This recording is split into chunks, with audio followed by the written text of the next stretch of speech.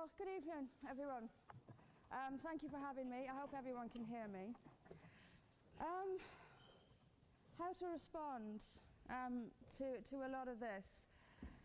First of all, on the bar, you said you admitted yourself that the bar had been set quite high. I would suggest, though, that the burden of proof is on the proposer rather than on us. It quite clearly says Islam is a religion of peace. I suggest you prove it. We've also been told here tonight when we opened that this debate must take place in the real world. Well, absolutely, yes, it must. It must take place in the real world. And I will describe what Islam is doing in the real world. We can sit and we can debate theocracy day in, day out. We will never agree. We can debate, is there a God, isn't there a God, is the Quran real, isn't it? None of it actually matters. What matters is what happens in the real world, as my opponent quite rightly said. My side of the argument is regularly told that we've heard it again tonight, we were described somewhat as hate. We were told that we are demonizing Islam, whipping up fear of Islam. Not the first time I've been accused of this, probably won't be the last. But let me just say, and let's take this into the real world as we've been advised to do, let me tell you what actually whips up fears of Islam.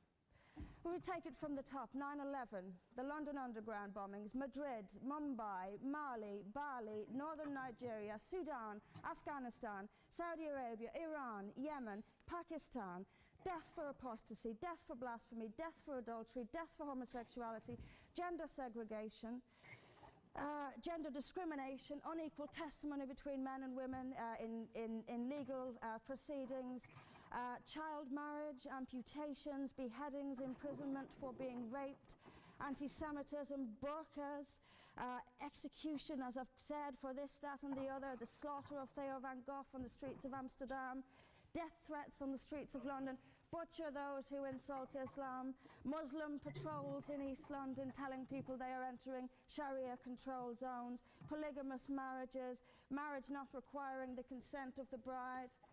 This is what causes fear of Islam. It is not me, it is not my colleagues on this side. Point of information on that point. If Islam and Muslims are responsible for the Muslim patrols... I'm not finished. I'm not. I mean, let me speak on. But the point is that it is not I or my fellow debaters on this side who are causing fear of Islam. It is the actions of Muslims that are causing fear of Islam. That is the real world. That is where we actually live. Then we'll be told that this is just the extreme fringe of Islam. Well, let me have a look at Saudi Arabia. Saudi Arabia is the birthplace of Islam, the custodian of its holy sites. In Saudi Arabia, a woman is not allowed to drive. She is not allowed to leave the house without a mahram. She is not allowed to vote, although they've been incredibly generous by allowing some votes in the next elections. This is apparently the extreme fringe of people are executed for blasphemy, executed for apostasy. In Saudi Arabia, the birthplace of Islam, we'll be told that's the extreme fringe of Islam. No, it is not. Calling Saudi Arabia the extreme fringe of Islam is like calling the Vatican the extreme fringe of Catholicism. Sorry, it just doesn't work. Then we'll be told that we've misunderstood. Violent Muslims have misunderstood. Saudi Arabia has misunderstood. Iran, which stones people to death for adultery, has misunderstood. Yemen, which marries children at the age of 9, has misunderstood. Has there ever been a more spectacularly misunderstood religion than Islam?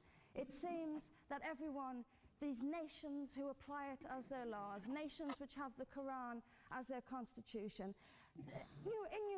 innumerable nations, where there is no free speech, where there is no freedom of religion, they've all got it wrong.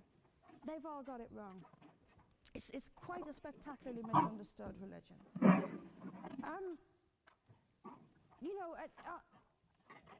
You see, what she's done until now is just demonstrated the excuses that are always used to justify the horrors that Muslims perpetrate in the world.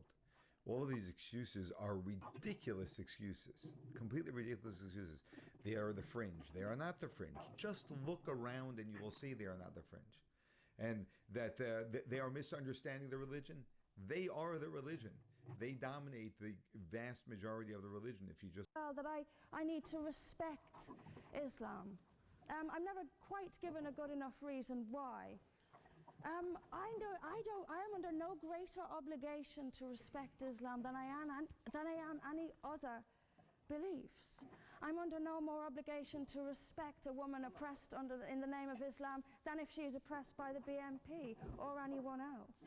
I am under no obligation to make compromises with an ideology I simply don't see as peaceful. Why don't I see it as peaceful? Because of the evidence. If I look around the world and I see the countries where Islam calls the shots, all I see is brutality and violence imposed by the state. We were told that peace is not just the absence of violence, but the presence of justice. Absolutely. I do not see how in a nation where, as the only woman here, I have some particular issues with the way women are treated in Islamic states. Now, you can argue that they've got it wrong. Tell them that, because they seem to think that's what it is.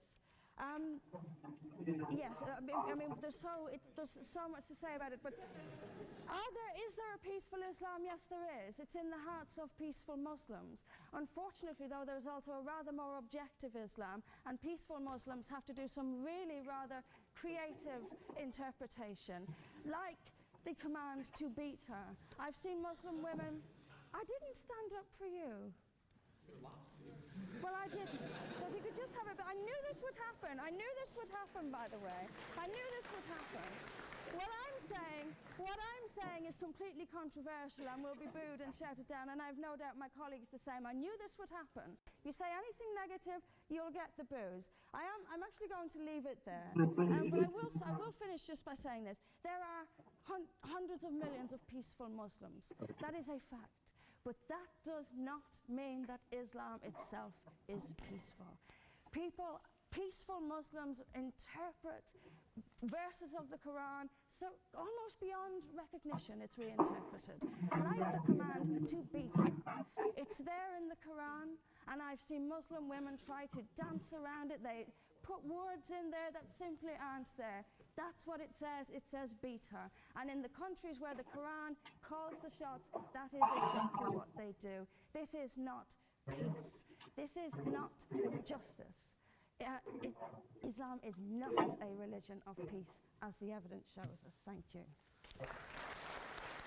Nothing very profound, just very simple, because very often the truth is very simple. And the problem is that with all of our education, we complicate the simplistic, and we create the problems by doing so. Simply look at the